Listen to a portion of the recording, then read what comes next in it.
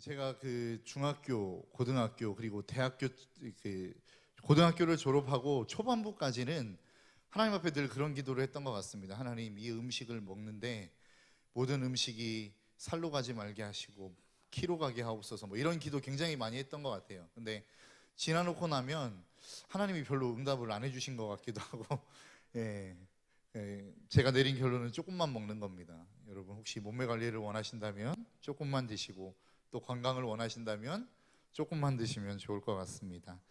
3년의 기다림이라고 하는 제목을 가지고 함께 하나님의 말씀으로 은혜를 나누어 보려고 합니다. 여러분, 우리나라에 있어서 가장 고질적인 어떠한 병폐라고 한다면 그것은 아마도 갑질이 아닐까 싶습니다. 뭐 우리나라뿐만 아니라 뭐 모든 나라가 비슷할 것 같습니다. 어떠한 힘 있는 사람이 힘 없는 사람에게 어떻게 보면 원하지 않는 것들, 그리고 부당한 행위들을 요구하는 것, 우리는 이것을 갑질이라고 합니다.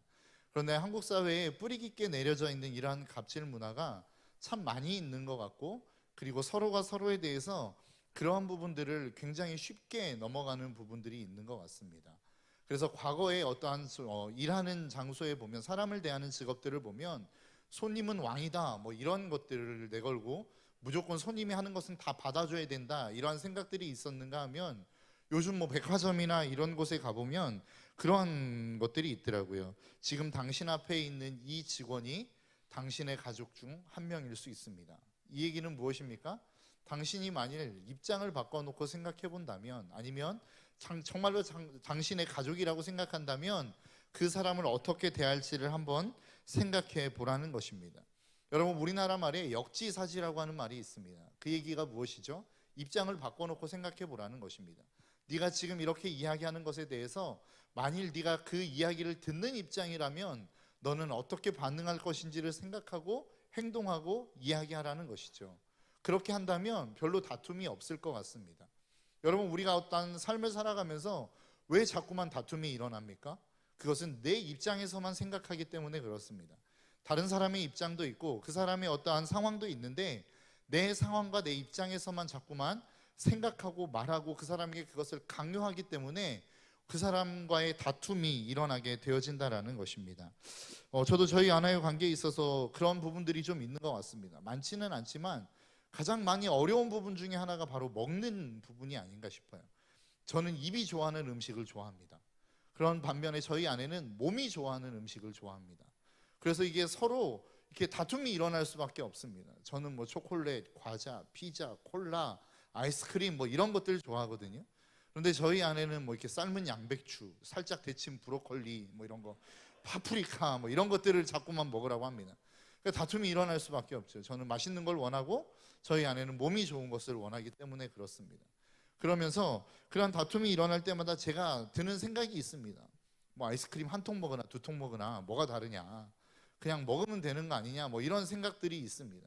그런데 또 저희 아내의 입장에서는 또 저희 아내의 입장이 있는 것 같습니다. 자꾸만 그런 거 먹어서 건강해지면 어떻게 하냐, 시어머니는 자꾸만 남편은 아내 하기 나름이라고 하는데 어떻게 할 거냐, 뭐 이렇게 이야기하면, 그래서 뭐 그런 것들이, 그런 부분들이 이해가 안 되는 건 아닌 것 같습니다. 그래서 우리가 이 땅을 살아가면서 서로가 서로에 대해서 입장을 좀 한번 바꿔놓고 생각해 보면 그렇게 많이 다툴 일들은 없을 것 같습니다. 저는 우리의 신앙에 있어서도 마찬가지라고 생각합니다. 여러분, 우리의 신앙에 있어서 하나님과 나와의 관계에 있어서 하나님도 내 입장에서, 나도 하나님의 입장에서 생각해 보면 그렇게 많이 우리가 갈등을 겪을 일이 별로 없는 것 같습니다. 그런데 우리의 신앙에 있어서의 어려움을 겪는 이유 중에 하나가 무엇입니까? 하나님이 우리에게 요구하는 게 있고 나도 하나님을 향하여 요구하는 바가 있는데, 이 서로의 요구가 서로 다를 때에 문제가 생기기 시작한다라는 것이죠. 이 요구가 서로 똑같다면 별로 문제가 생길 일이 별로 없죠. 왜냐하면 내가 가야 되는 길과 하나님이 가고자 하는 길, 그리고 내가 가고자 하는 길이 똑같다면 별로 갈등을 겪을 일이 없습니다. 그런데 하나님이 우리에게 요구하시는 게 다르고 내가 가고자 하는 그 방향이 서로 다를 때에 하나님과 나 사이에 어떤 갈등이 일어날 수밖에 없게 된다라는 것입니다. 어떻게 보면 오늘 본문에서 이야기하고 있는 그 내용이 바로 그런 내용이 아닐까라고 하는 생각이 듭니다. 여러분, 한번 생각해 보십시오. 하나님은 강한 하나님 아닙니까? 그 반면에 우리는 한없이 초라하고 연약한 사람들입니다. 그런데 하나님이 그 이스라엘 백성들에게 지금 오늘 요구하시는 내용이 뭐예요? 너희들이 가나안 땅에 들어가게 될 것이다. 그런데 너희들이 가나안 땅에 들어가게 되어지면 3년 동안 그곳에서 농사지은 음식을 먹지 말아라 라고 주님이, 우리에게, 하나님이 이스라엘 백성들에게 지금 말씀하고 있는 거예요. 여러분, 레위기는 어떠한 성경입니까? 이스라엘 백성들이 애굽에서부터 400년이라고 하는 시간, 400년이 넘는 시간 동안을 애굽에서 지내왔어요. 그렇기 때문에 그들의 모든 생각과 문화와 생활 양식이라고 하는 것 자체가 다 애굽화되어 있는 상황인 것입니다. 그런데 그 애굽에서부터 이스라엘 백성들을 건져내셔서 그들을 하나님의 백성 삼기 위해서 그들에게 주신 말씀, 그들에게 주신 율법, 이것이 레위기라는 거예요. 그래서 너희들은 이것을 지키고 이것을 따라 살아갈 때에 비로소 나는 너희의 하나님이 되고 너희는 나의 백성이 될 것이다 라고 하나님이 이스라엘 백성들에게 던져준 법이 레위기라는 것입니다. 그런데 그 레위기의 말씀을 보니까 참 쉽지 않은 말씀들을 하나님께서 이스라엘 백성들에게 하고 있다라는 것이죠. 이 말씀을 듣다 보면 야, 이렇게 살다가 우리 죽는 거 아니야? 이런 생각이 들 정도의 말씀이라는 것입니다. 여러분, 한번 생각해 보십시오. 여러분, 과거의 시대에 있어서 특히 이스라엘 백성들이 지금 애굽을 향하여 나와서 광야에 40년을 떠돌고 그리고 지금 이제 가나안 땅에 들어가기 직전의 상황이라는 것입니다. 여러분, 학자들마다 이 레위기라고 하는 책이 언제 쓰여졌느냐는 조금 다른 부분들이 있지만 한 가지 분명한 것은 이 쓰여진 대상이 누구냐면 애굽에서부터 출애굽을 해서 광야를 떠돌다가 그 출애굽한 1세대가 다 죽고 2세대를 향하여 지금 던져지는 메시지라는 것입니다. 그러면 한번 생각해 보십시오. 2세대가 한 번이라도 농사를 지어본 경험이 있습니까? 없습니다. 이스라엘 백성들이 지금 이 말씀을 듣고 있는 이스라엘의 회중들은 하나님 앞에서 농사를 지어본 적이 한 번도 없는 사람들이라는 것이죠. 그러나 혹시라도 농사를 지은 사람이 있다 하더라도 지금 시간이 몇 년이 흘렀어요? 40년이라고 하는 시간이 흘렀습니다. 그리고 그 농토 자체가 애굽 땅과 가나안 땅은 완전히 다른 농토예요. 그렇기 때문에 엄밀히 이야기하면 3년이라고 하는 시간 동안을 너희는 음식을 먹지 말아라, 하나님이 그들에게 명령하셨지만 어떻게 보면 정확하게 이야기하면 음식을 먹을 수 있는 상황이 아닌 것입니다. 그러니까 들어가서 3년이라고 하는 시간 동안 열심히 농사를 지어봐야 농사의 소득을 얼마 얻을 수 없는 상황이라고요.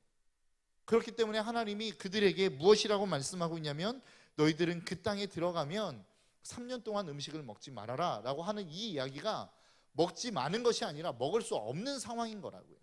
여러분, 한번 생각해 보십시오. 열심히 일만 하다가 화이트 칼라로 직장에서 펜만 잡고 일을 하다가 농사를 짓는 사람들 여러분 간혹 보시지 않습니까? 귀농한 사람들의 이야기를 들어보면 그들이 거의 대부분 언제까지 농사를 실패하느냐? 한 3년 정도까지는 농사를 실패한다고 그래요.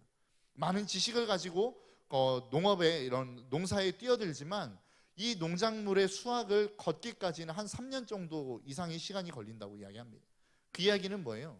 내가 한 번도 해보지 않은 그 농사를 처음 시작했을 때, 그리고 난 다음에 그 시작으로부터 해서 그 농작물을 거두어서 내 것으로 만들기까지에는 시간이 필요하다라는 겁니다.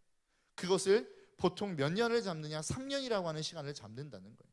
그렇기 때문에 이스라엘 백성들이 가나안 땅에 들어가서 농사를 제 아무리 짓는다 할지라도 그 소산을 3년 정도는 배부르게 먹을 수 없는 상황이라는 것입니다. 그런데 한번 생각해 보십시오. 그들이 3년이라고 하는 시간을 허비하지 않고 낭비하지 않아도 그들이 농작물을 얻을 수 있는 방법이 있습니다. 그것이 무엇인 줄 아십니까? 그 땅 가운데서 농사를 지었던 원주민을 살려두는 거예요. 하나님께서 그들에게 가나안 땅이라고 하는 것들을 주시고자 그들에게 명령하실 때에 뭐라고 말씀하시냐면 너희들은 그 땅에 있는 거주민들, 그 땅에 있는 원주민들을 다 쫓아내라고 이야기하십니다. 한 사람도 빠지지 말고 다 쫓아내라고 이야기해요. 왠 줄 아십니까? 그들과 함께 거할 수 있으면 얼마나 좋겠어요. 그들과 함께 거하면서 그들의 힘도 비르고 그들과 함께 친밀하게 삶을 살아가면 얼마나 좋겠느냐라고 하는 거예요. 그런데 하나님이 그들의 땅에서 다 쫓아내라고 하시는 이유는 무엇입니까? 그들이 그 가나안 땅에 남아있을 때에 그냥 그들이 남아있는 것뿐만 아니라 그들이 섬기고 있었던 그들의 종교, 그들의 신, 그들의 문화, 이 모든 것들이 다 함께 남아있을 수밖에 없기 때문이라는 것입니다. 여러분, 한번 생각해 보십시오. 하나님이 애굽 땅에서 이스라엘 백성들의 예배를 받으시면 안 됩니까? 그 좋은 땅, 그 좋은 농토, 그 좋은 비옥한 땅에서 농사를 지으면서 그곳에서 하나님을 예배하면 안 돼요? 왜 하나님이 굳이 출애굽이라고 하는 이 어마어마한 사건을 하나님이 계획하시고 또 가나안 땅이라고 하는 그 원주민들을 다 몰살시키고 쫓아내가면서 이스라엘 백성을 가나안 땅까지 들어가게 하셨느냐라고 하는 것입니다. 그들이 그 땅 가운데 함께 할 때에 하나님을 온전히 바라볼 수 없었기 때문에 그렇다라는 것입니다. 하나님이 그들과 함께 살아갈 때, 그들이 섬기는 신들과 함께 살아갈 때, 그 종교와 함께 살아갈 때에 그들이 온전하게 하나님을 섬길 수 없다라고 하는 사실을 하나님은 아셨기 때문에 애굽에서부터 그들을 인도해 내셨고 가나안 땅에서 그들을 다 몰아내라고 말씀하신 것입니다. 그런데 이스라엘 백성들이 어떻게 합니까? 그들을 다 몰아내지 않아요. 그들이 이스라엘 그 가나안 땅에 있는 사람들을 다 몰아내지 않게 되더라라고 하신 것입니다. 하더라는 것입니다. 민수기 33장 52절에 보니까 그 땅의 원주민을 향하여 하나님이 어떻게 하셔야 될지를 이렇게 말씀하시는데, 그 땅의 원주민을 너희 앞에서 다 몰아내고 그 새긴 석상과 부어 만든 우상을 다 깨뜨리며 산당을 다 헐고 라고 말씀하고 있습니다. 그러니까 가나안 땅에 들어가면 하나님과 너희가 함께 교제하는 데 있어서 방해가 되어질 만한 모든 것들은 다 쫓아내고 부셔버리라는 것입니다. 그렇게 하나님이 명령하셨는데 이스라엘 백성들이 어떻게 합니까? 그들을 남겨두는 것입니다. 그리고 그들을 다 헐어버리지 않고 그 산당들을 다 헐어버리지 않게 되었더라라고 하는 것입니다. 그리고 난 다음에 여호수아 16장 10절에서 그들이 어떻게 했는지를 이렇게 말씀하고 있습니다. 그들이 게셀에 거주하는 가나안 족속을 쫓아내지 아니하였으므로 가나안 족속이 오늘까지 에브라임 가운데 거주하며 노역하는 종이 되니라. 성경은 무엇이라고 이야기합니까? 이스라엘 백성들에게 하나님이 3년이라고 하는 시간 동안을 너희들 먹을 것 포기하고 그 땅 가운데서 너희들이 실패할 걸 각오하고 그렇게 농사 지으라는 거예요. 그런데 이스라엘 백성들은 어떻게 했어요? 3년이라고 하는 그 고통의 시간들, 배고픔의 시간들을 견디기 싫었던 겁니다. 그래서 어떻게 했어요? 그 땅에 살고 있는 원주민들을 살려두고 그들에게 농사를 짓게 한 거예요. 그리고 난 다음에 그들이 얻었던 것은 무엇입니까? 3년 동안 그들이 배고프지 않아도 되는 그러한 축복과 같은 일들을 그들은 얻게 되었다는 것입니다. 그런데 결국 여러분 결과적으로 놓고 보십시오. 이스라엘을 자꾸만 힘들게 했고 괴롭혔고 사사시대를 통하여 그들을 끊임없이 괴롭혔던 족속들이 어떤 사람들이에요? 그들이 쫓아내지 않았던 족속들이었다는 것입니다. 여러분, 우리가 이 땅을 살아가면서 이 땅을 삶을 살아갈 때에 우리가 정말로 쫓아내지 않고 싶어하는 것들이 있습니다. 우리의 삶과 우리의 곁에 날마다 두고 그것들을 부리며 살아가기를 원하는 그러한 모습들이 우리 가운데 있다라는 거예요. 그런데 그것들을 우리가 품고 살아가기 시작할 때에 그것이 지금 당장은 우리에게 유익이 되는 것처럼 느껴지고 그것이 지금 당장은 나에게 무엇인가 더 좋은 것들을 주는 것처럼 느껴지지만 결국 오랜 시간이 지나서 그것이 우리의 삶 속에 그 신앙에 있어서 하나님과의 관계에 있어서 어떠한 유익도 가져오지 못하게 되더라라고 하는 것입니다. 여러분들 한번 생각해 보십시오. 여러분들이 여러분들에게 주어진 그 말씀들을 붙들고 여러분들의 삶의 자리를 한번 가보시라는 거예요. 그 말씀을 붙들고 살아가는 것이 정말로 쉬운 것처럼 느껴지시죠? 야, 말씀대로 살면 되지 뭐. 그러면서 우리가 쉽게 너무나도 수련회를 진행하며 결단하지 않습니까? 그런데 진짜 여러분들의 삶의 자리로 돌아가서 그 말씀으로 여러분 씨름해 보셨습니까? 여러분들이 그 말씀대로 살아가고자 몸부림쳐 보셨습니까? 그 말씀대로 살아가고자 몸부림쳐 보면 그 말씀이 얼마나 지키기 힘든 말씀인지를 우리는 경험할 수 있게 된다는 거예요. 왜요? 정말로 우리가 대충 타협하며 하나님의 말씀을 지키며 살아가는 것은 그렇게 어렵지 않은 것 같습니다. 뭐 그냥 그렇게 살면 되지. 그냥 적당하게 거짓말하지 말아라 라고 하나님이 말씀하셨으니까 거짓말 안 해야지.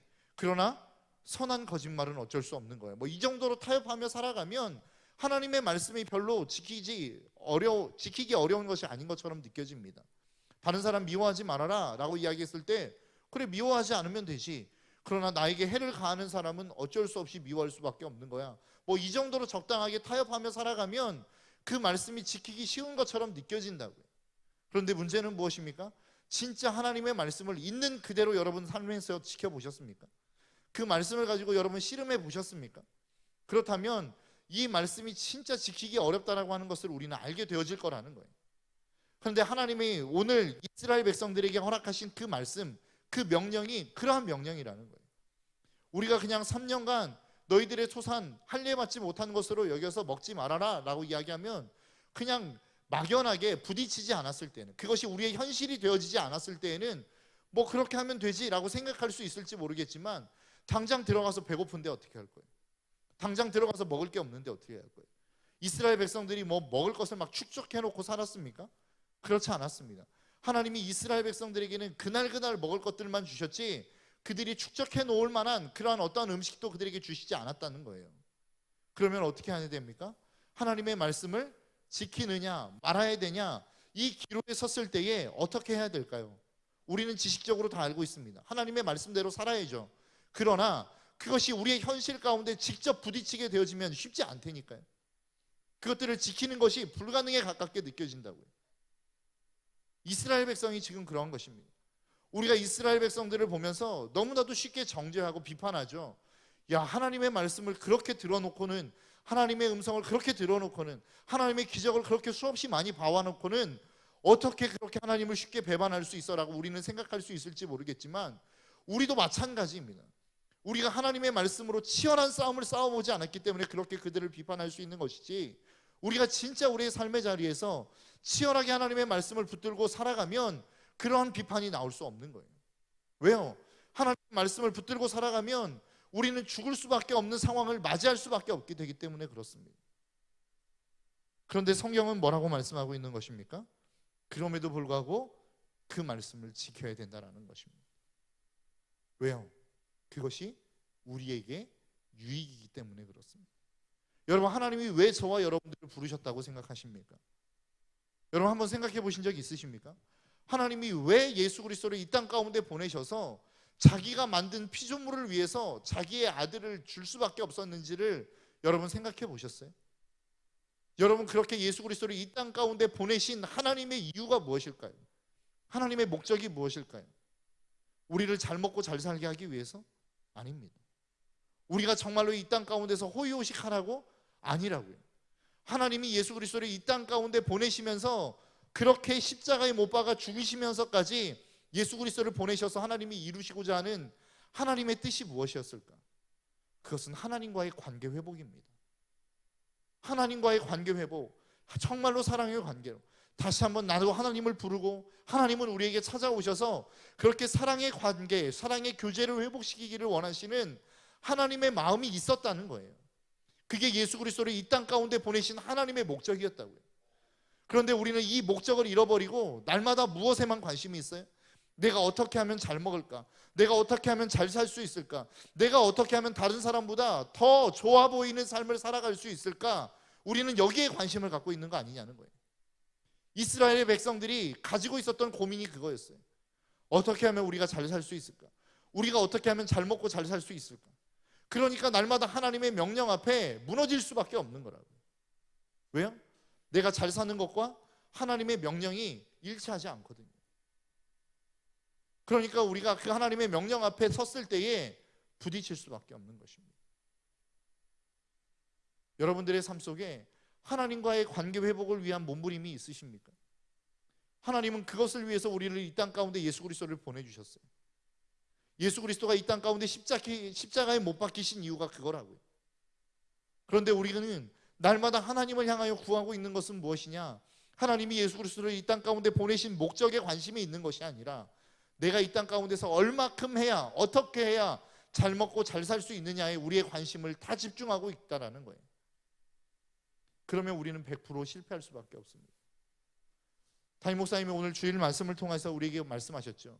우리는 보이지 않는 것이 있고 보이는 삶이 있습니다. 그런데 수많은 사람들은 다 무엇에 집중해요? 보이는 삶에 집중하는 것입니다. 그런데 정작 믿음의 사람들은 무엇에 집중해야 된다고요? 보이지 않는 것에. 그렇게 할 때에 비로소 우리가 하나님이 우리를 만드시고 지으시고 구원하신 목적을 따라 살아갈 수 있게 된다고요. 그런데 여전히 우리는 예수 그리스도를 믿고 있고 하나님의 뜻대로 살아가기를 원한다라고 이야기하면서 우리는 늘 보이는 것에 우리의 삶을 집중하며 살아가고 있다는 것입니다. 먹고 사는 문제 안에서 벗어나지 못하는 인생을 살아가고 있다고요.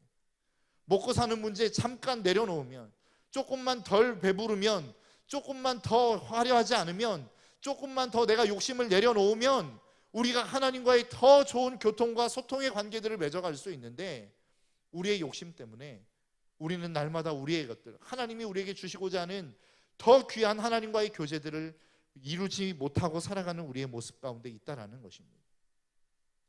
우리의 삶을 가서 한번 생각해 볼까요? 여러분 삶의 현장으로 돌아가서 여러분들이 크리스찬인 것들을 여러분 한번 생각해 보십시오. 그리고 여러분 주위에 있는 사람들에게 나 그리스도이냐 그러면서 하나님의 말씀을 지키는 삶을 여러분 한번 살아가 보시라고요. 그러면 당장 여러분들에게 찾아오는 결과물이 무엇인 줄 아십니까? 왕따입니다. 여러분 정말로 이것에 대해서 공감하십니까? 공감해보지 못하시는 분들은 그냥 적당하게 타협했을 가능성이 높습니다. 정말로 우리가 하나님의 말씀대로 여러분들의 삶의 자리에서 그 삶을 살아내려고 몸부림치면 가장 먼저 얻어지는 결과물이 왕따라고요. 그래, 너만 잘났냐? 너만 거룩하냐? 너는 우리와 다른 사람이니까 너 나하고 삶에서 좀 내 삶에서 떨어져 줬으면 좋겠어 라고 하는 결과물을 우리는 얻게 된다고. 그런데 우리는 어때요? 그것이 당장 싫기 때문에 적당하게 타협하는 삶을 살아가고 있지 않느냐라고 하는 거예요. 세례 요한을 보십시오. 여러분 세례 요한이 왜 광야에서 살았어요? 누가복음 3장에 보면 그 3장에 어떠한 내용이 나오냐면 정말로 쟁쟁한 그 광야에서 세례 요한이 이러한 광야의 삶을 살기 이전에 왜 그러한 삶을 살아갈 수밖에 없게 되었는지를 쭉 설명하고 있는데, 그 내용이 어떤 내용이 나오는지 아십니까? 그 시대를 장악하고 있었던 쟁쟁한 정치가들 아니면 대제사장들, 종교 지도자들을 쭉 나열하고 있습니다. 그리고 난 다음에 그때의 세례 요한이 광야에서 하나님의 말씀을 듣는다라고 이야기하고 있습니다. 왜 세례 요한이 광야로 나아갈 수밖에 없었는지 아십니까? 그 당시에 그냥 결코 그렇게 적당하게 타협하며 살아갈 때에 하나님의 말씀을 지키며 살아가기가 힘든 시대였기 때문에 그렇습니다. 지금 우리가 살아가는 그러한 삶이, 이 시대가 그러한 시대 아닙니까? 어떠한 시대예요? 하나님의 말씀을 온전하게 지키며 살아가면 이 시대 안에서 살아가기 힘든 시대를 우리는 살아가고 있다고요. 왕따가 될 수밖에 없는 시대를 살아갈 수밖에 없다고요. 그것이 정말로 싫고 힘들어서 우리는 적당하게 포기하고 타협하고 그냥 죄악과 적당하게 거리를 두지만 그럼에도 불구하고 그것들을 떠나 살지 못하는 우리의 삶이 아니냐라고 하는 거예요. 그런데 주님이 우리에게 요구하시는 삶은 무엇입니까? 그것을 떠나라는 것입니다. 그것이 너에게 유익이 되어지지 않는 것처럼 보여진다 할지라도, 그것이 너희를 하여금 왕따를 만드는 일이라 할지라도 그 자리를 떠나라는 거예요. 그런데 우리는 어떻습니까? 그것이 싫어서 하나님의 말씀을 지키지 못하는 삶을 살아가는 것입니다. 그 왕따가 되기 싫기 때문에 나는 적당하게 그냥 죄악과 타협하며 살아가는 것이라. 그렇기 때문에 세상에서는 그리스도인이 아닌 그냥 세상의 사람처럼, 교회 안에서는 누구도 따라올 수 없는 거룩한 그리스도인처럼 이중적인 삶을 우리는 살아가고 있다고요. 그런데 성경은 뭐라고 이야기하고 있는 줄 아십니까? 이 둘은 결코 분리될 수 없는 것이라고 말씀하고 있습니다. 그리스도인이면 세상에서도 그리스도인으로 살아가야 된다라고 말씀하고 있어요. 그런데 오늘날 한국교회 안에 청년들과 아니면 장년들 안에 희한한 일들이 벌어지고 있습니다. 그것은 무엇이냐면 교회 안과 교회 밖에서의 삶이 너무나도 다른 이중적인 삶을 살아가는 이 모습들이 우리 안에 너무나도 당연하게 자리 잡고 있는 시대를 우리는 살아가고 있다는 것입니다. 왜요? 이 3년을 버텨내지 못하기 때문에. 하나님이 우리에게 명령하고 계시는, 네가 가고 있는 그 자리, 네가 삶을 살아가고 있는 그 삶의 자리에서 하나님의 말씀을 붙들고 씨름하는 그 3년이라고 하는 시간들을 우리가 버텨내지 못하기 때문에 교회 안에서는 그리스도인으로 살아가지만 교회 밖에서는 세상의 사람과 별반 다를 것 없는 삶으로 우리는 이 땅을 살아가고 있게 되어진다는 것입니다. 여러분 기억하십시오. 3년이라고 하는 시간들을 우리가 버텨내면, 하나님의 말씀을 붙들고 거룩한 왕따가 되어서 이 땅을 3년 동안만 버텨내면 하나님이 우리에게 열매를 보여주실 거라고요. 그런데 왜 우리가 그 3년을 버티지 못하느냐? 그 3년 이후에 있을 열매를 보지 못하기 때문입니다. 여러분, 우리가 더 좋은 것들이 보여진다면 우리는 그것을 위해서 우리의 지금 당장의 삶을 희생하겠죠. 여러분 왜 공부하지 않습니까? 여러분들의 10년 후가 보이지 않기 때문 아닙니까? 여러분 왜 지금 당장 많은 콜라와 아이스크림을 먹게 되어집니까? 그렇게 많이 먹었을 때 2년 후, 3년 후에 나의 몸매가 보여지지 않기 때문입니다. 여러분 우리가 미래를 볼 수 있다면, 하나님께서 우리에게 보여주실 미래가 우리 안에 보여진다면 우리는 그 하나님의 말씀 앞에 적당하게 타협하는 삶을 살아갈 수 없는 것입니다. 그런데 왜 적당하게 타협하며 살아갑니까? 4년 후, 5년 후에 우리가 거룩하여질 그 열매, 하나님의 말씀을 듣고 순종하며 살아갈 그 삶을 보지 못하기 때문이라는 거예요. 하나님과 교제하며 누리게 되어질 그 엄청난 하늘의 축복들을 우리가 보지 못하기 때문에 지금 당장 죄악과 타협하며 살아가는 거라고요. 이스라엘 백성들이 그랬습니다.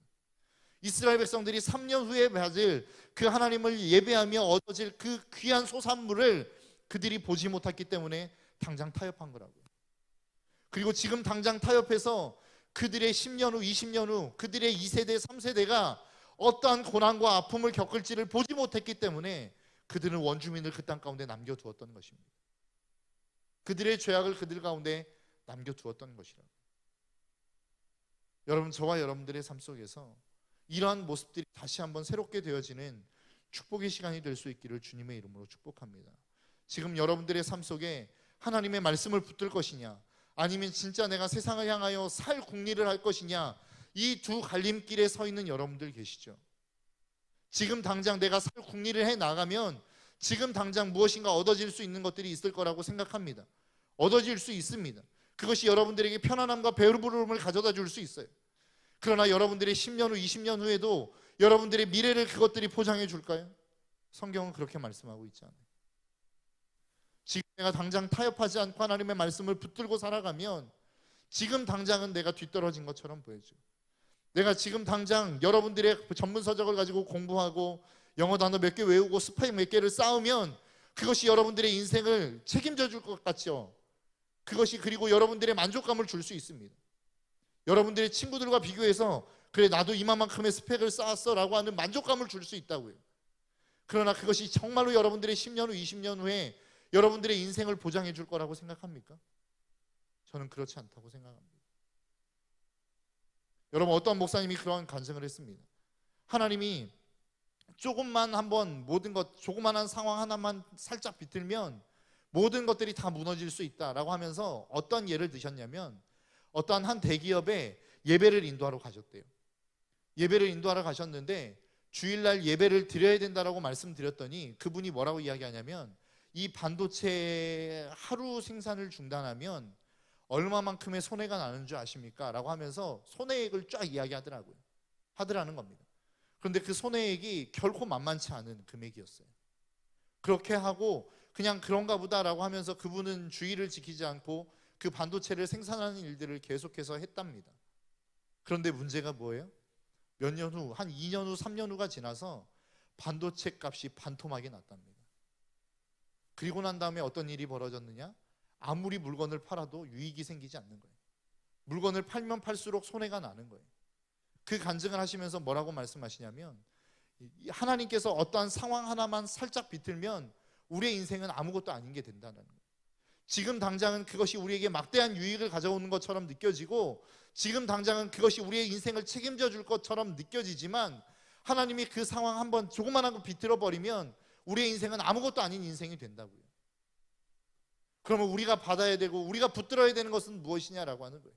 하나님의 말씀 아니겠습니까? 하나님이 우리를 가라 하시는 그 명령을 우리는 붙들어야 될 거 아니에요? 하나님이 우리에게 말씀하시는 그 말씀을 붙잡고 살아가야 되지 않겠느냐라는 거예요. 이스라엘 백성들은 하나님의 말씀 앞에 순종하지 않았습니다. 왜요? 지금 당장 그 말씀을 순종하면 죽을 것 같았거든요. 지금 당장 그 말씀을 붙들고 살아가면 그들에게 그 어떤 유익도 일어나지 않을 것처럼 느껴졌거든요. 우리의 청년들에게, 여러분들의 삶에 있어서 여러분들의 삶의 갈림길이 있을 것입니다. 내가 하나님의 말씀을 붙들고 살아갈 것인가? 아니면 지금 당장의 유익을 붙들고 살아갈 것인가? 여러분, 수없이 많은 갈등들을 겪으시죠. 여러분들의 삶의 자리에서 정말로 조그만한 것, 내가 이 거짓말을 해야 되나 말아야 되나, 잠깐의 이 거짓말을 통해서 내가 이 지금 당장에 어떠한 위기를 모면하고 넘어갈 것인지, 아니면 내가 이 잠깐의 거짓말이 아닌 진실을 말함으로 말미암아 엄청난 손해가 아니라 할지라도 어떠한 혼남이나 아니면 내 어떠한 상황들을 모면하지 못하는 불이익들을 가져오게 될 것인지, 우리는 우리의 삶 속에서 수많은 갈등들을 겪으며 살아갈 것입니다. 그러면 여러분들은 무엇을 선택해야 되겠습니까? 우리는 그 하나님의 말씀을 붙드는 것을 선택해야 된다는 것이죠. 그것이 그리스도인이 살아가는 삶의 방식이라는 것입니다. 지금 앞에 있는, 눈앞에 있는 유익이 아니라 온 나의 인생을 책임지실 그 하나님 앞에 우리는 우리의 인생을 맡기며 살아가는 것, 이것이 그리스도인이 살아가는 삶의 방식이라는 거예요. 만일 우리가 이것들을 놓치고 살아간다면 우리는 더 이상 그리스도인이 아닌 삶을 살아갈 수 있다는 것입니다. 여러분, 제가 이 시간 여러분들에게 한번 도전하고 싶습니다. 여러분, 우리가 이 땅을 살아가며 하나님의 말씀대로 살아가면 우리 안에 손해가 올 것 같죠? 몇 년만 버티면 되는 줄 아십니까? 3년만 버티면 됩니다. 오늘 본문에 보니까 3년이 아니라 더 길게 하면 4년입니다. 왜요? 넷째 해에는 그 모든 과실이 거룩하니 여호와께 드려 찬송할 것입니다. 우리가 보통 하나님이 갑질하는 것처럼 느껴지지만 하나님도 우리에게 살 길을 열어주셨어요. 농사 지어서 실패하면 그 소산물이 적을 거라는 걸 알고 그것들을 하나님 앞에 드리라고 말씀하지 않아요. 그리고 난 다음에 뭐라고 말씀하십니까? 4년째에 너희가 풍성한 열매를 얻으면 그때 하나님 앞에 거룩하게 구별하여 드리라는 것입니다. 여러분, 우리의 삶이 하나님의 말씀 앞에 순종하면 죽을 것 같지만 하나님이 우리를 결코 죽이시지 않는다니까요. 믿음은 뭐예요? 내가 하나님을 따라가면 죽지 않는다. 내가 하나님을 따라가면 이 길 끝에는 반드시 하나님이 우리의 삶을 책임지신다라고 하는, 이게 저는 믿음이라고 생각합니다. 그래서 그 믿음 안에서 결국은 하나님의 말씀 앞에 순종하는 순종이 나오는 것이고, 그 말씀 앞에 하나님 앞에 내 모든 것들을 내어드리는 복종이 나올 수 있는 거예요. 그래서 성경은 뭐라고 말씀합니까? 믿음이 없이는 하나님을 기쁘시게 할 수 없다라고 말씀하고 있습니다. 아까 말씀을 뽑는데 어떤 한 청년이 그 말씀을 뽑았어요. 믿음, 행함이 없는 믿음은 뭐라고요? 그 자체가 죽은 것이라. 그 얘기는 무엇입니까? 믿음은 그냥 단순한 지식적인 동의에 불과한 것이 아니라 믿음은 반드시 행위를 동반하게 되어 있다는 거예요. 내가 하나님을 믿으면 그 하나님을 향한 순종의 결단이 있고, 내가 그 하나님을 진짜 믿는다면 그 하나님을 향한 나의 희생과 헌신이 반드시 따라오게 되어 있다는 거예요. 내가 하나님을 믿노라 하면서 그 하나님 앞에서 내 헌신과 결단이 없다면 그 믿음은 다시 점검해 봐야 돼요. 내가 하나님을 믿는다라고 이야기하면서 그 하나님 앞에 나의 삶을 드리지 못하고 있다면, 나의 찬양을 드리지 못하고 있고, 나의 예배를 드리지 못하고 있고, 그 하나님 앞에 나의 삶을 드리지 못하고 있다면 우리의 그 믿음은 점검해 봐야 된다는 거예요. 믿음은 반드시 행위를 수반하게 되어 있습니다. 이스라엘 백성들이 왜 3년 동안 기다리지 못했어요? 여러 가지 이유가 있겠지만 그들에게는 믿음이 없었어요. 여러분들은 왜 3년 동안 기다리지 못하십니까? 여러분들의 삶의 자리에서 왜 3년이라고 하는 시간 동안을 버티지 못하십니까? 왜 자꾸만 거짓말하고 왜 자꾸만 우리의 삶을 적당하게 타협하며 살아갑니까? 여러 가지 이유가 있겠지만 가장 근본적인 이유는 믿음이 없기 때문입니다.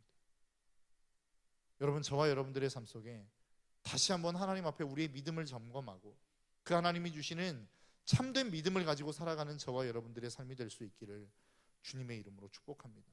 여러분, 여러 가지의 핑계 대지 마십시오. 우리가 하나님 앞에 순종할 수 없는 이유가 있다면 그것은 단 하나입니다. 믿음이 없기 때문입니다. 여러분, 우리 안에 다시 한번 하나님을 향한 우리의 믿음을 점검해 봤으면 좋겠어요. 나는 진짜 하나님을 향한 믿음이 있는가? 그래서 나는 그 하나님 앞에 나의 삶을 드리며 순종하며 살아가고 있는가?